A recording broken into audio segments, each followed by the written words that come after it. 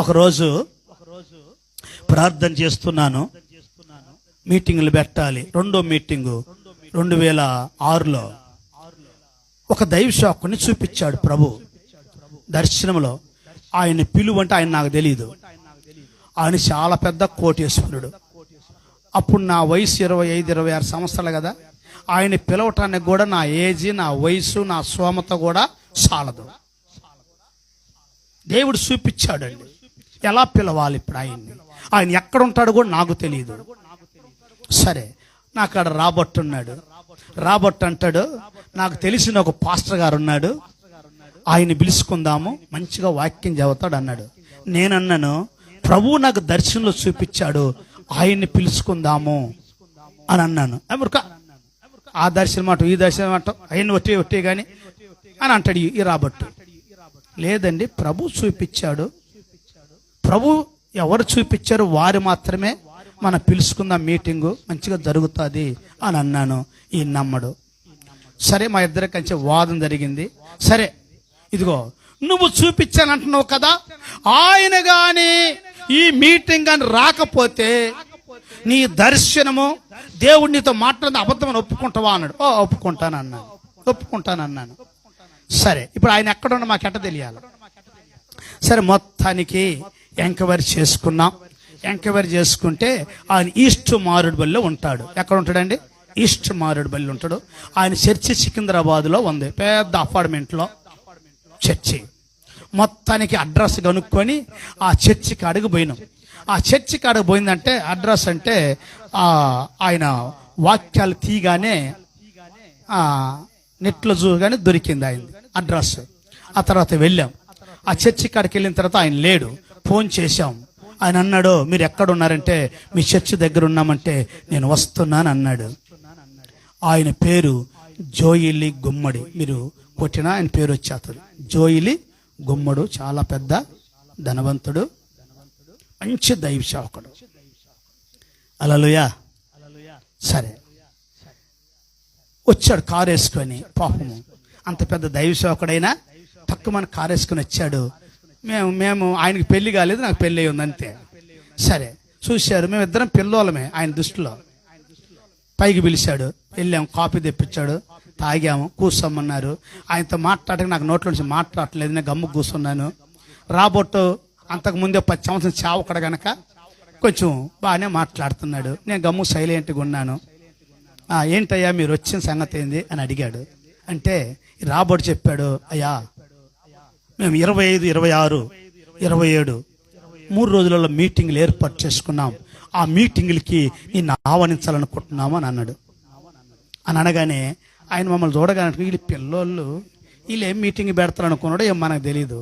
ఎందుకంటే ఆయన హోదా, ఆయన టేజ్ గొప్పది కదా, పెద్దది కదా, దేవుడిచ్చిన స్థాయి. అయ్యా నాకు ఆ మీటింగులకి అయ్యే డేట్లు నాకు మీటింగ్లు ఉన్నాయి, ఖాళీ లేదు అని అన్నాడు. అంతే, ఒకటే మాట చెప్పేశాడు. అప్పుడు నా పరిస్థితి ఏంటి? ఇప్పుడు దేవుడు నాకు దర్శనం చూపించాడు, ఆయన పిలవమని చెప్పాడు. అక్కడికి వెళ్ళిన తర్వాత అయ్యే మీటింగులకి అయ్యే డేట్లకు నాకు మీటింగ్లు ఉన్నాయి చెప్పేశాడు. అప్పుడు రాబర్ట్ అంటున్నాడు, నేను చెప్పాను కదా ఎన్ని అబద్ధాలని అని అన్నాడు. నేను ఒక్కటే మాట అడిగాను, అయ్యగారు నేను కొత్తగా చావుకొచ్చాను, ప్రార్థన చేస్తుంటే ప్రభు నిన్ను చూపించాడయ్యా, మీరేం అయ్యే డేట్లు మీటింగ్లు ఉన్నాయి అంటున్నారు, మీ ఇష్టమయ్యా అని అన్నాను. అంతే, నేనేం మాట్లాడాలా. ఆయన ఒక్కటే మాట అన్నాడు, నేను ప్రార్థన చేసి మీకు ఫోన్ చేస్తాను అన్నాడు. నా నెంబర్ తీసుకున్నాడు. ఇంకా బయటకు వచ్చి నన్ను మైండ్ తినేసారు రాబట్టు. ఇదిగో నువ్వు అయ్యి అంటావు, ఇయ్యి అంటావు, ఎన్ని అబద్ధాలు, నువ్వు వదిలేయ్, నాకు తెలిసిన పాస్తున్నాడు, పోయి పిలుచుకోద్దాం పా అంటున్నాడు. ఆగు, నేను అంత తేలిగ్గా నేను ఈ మాటలు నమ్మను. ప్రభు చెప్పాడంటే ఏదో ఒకటి ఉంటది అని అన్నా. ఆయన కాళ్ళేమన్నాడు కదా అంటాడు, ఆయన నేను ఫోన్ చేస్తాను అన్నాడు కదా. మనం పిల్లోలమండి, ఆయన దృష్టికి సాలము. ఆయన పెద్దోడు, మన పోతలను ఎలా ఒప్పుకుంటాడు ఆయన? సరే చూద్దాం ప్రభు చిత్తం ఏంటో. ఆయన సాయంత్రం వరకు గడువు అడిగాడు కదా అన్న. ఓకే, సాయంత్రం పోయింది, తెల్లారి కూడా ఫోన్ చేయలే. ఆయన మర్చిపోయింది.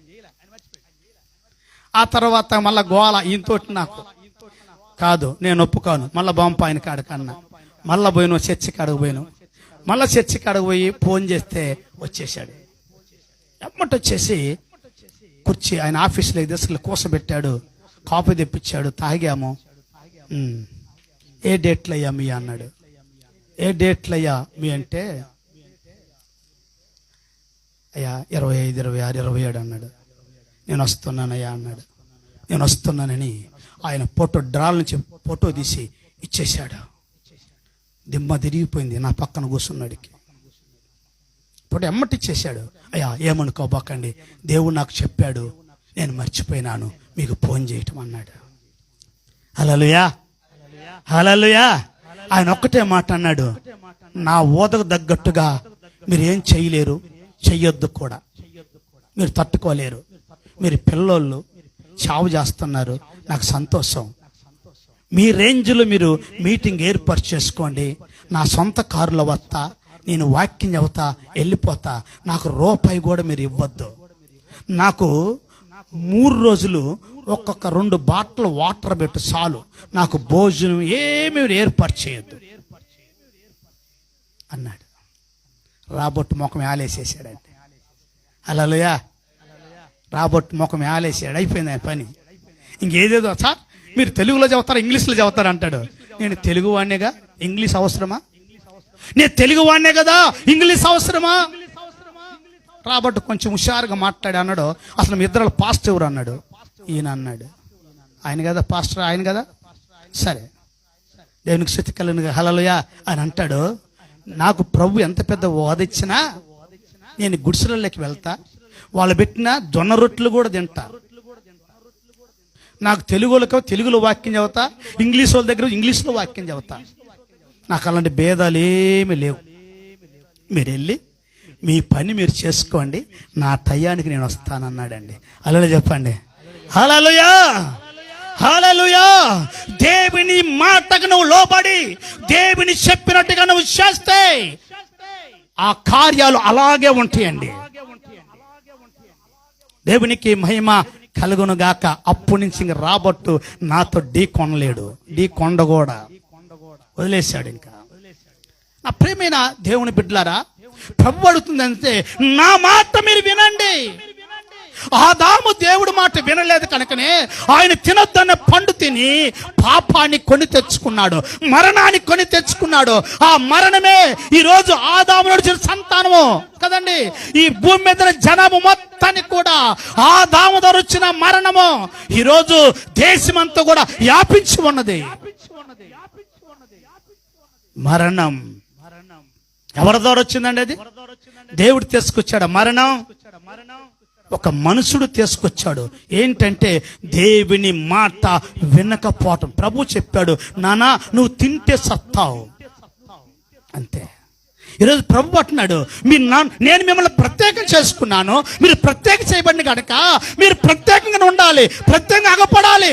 అంతేకాని మీరు ఇటు అటు పోయారనుకో మీరు దెబ్బలు తింటారు అని ప్రభు చెబుతుంటే మనం ప్రభు మాట వింటున్నామా? అటు ఇటు వెళ్లకుండా ఉంటున్నామా?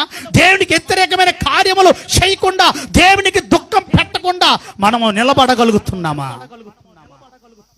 దేవునికి మహిమ కలుగును గాక. హల్లెలూయా.